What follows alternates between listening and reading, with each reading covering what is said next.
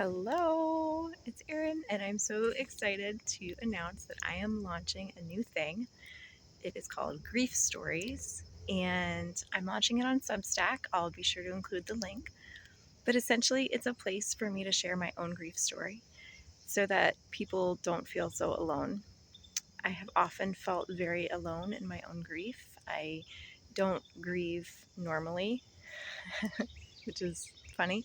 Um, and so I know that there are other people out there, and I didn't really see anyone talking about grief the way I've experienced it. And so I wanted to create a space where I shared my own story so that other people felt less alone.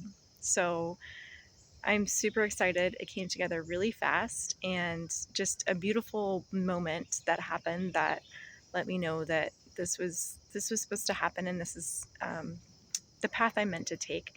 uh, I was trying to figure out like the name of it, the domain, all the things. And I was thinking about anticipatory grief. Just to give you a little background of my own grief, my sister Gina had really severe cerebral palsy. And so I lived for 40 years with anticipatory grief.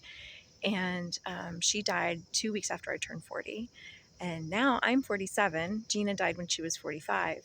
So I am now reaching ages that Gina never reached. So I've had lifelong grief, most of it anticipatory.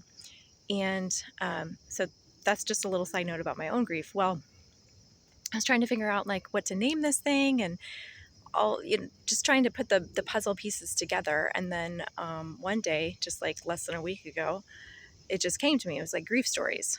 And I came home and I told my husband, and he was like, yeah, grief stories, GS. And I immediately like stopped, and I realized GS, those, because my maiden name is Steenson. So GS were Gina's initials, Gina Steenson, GS, grief stories.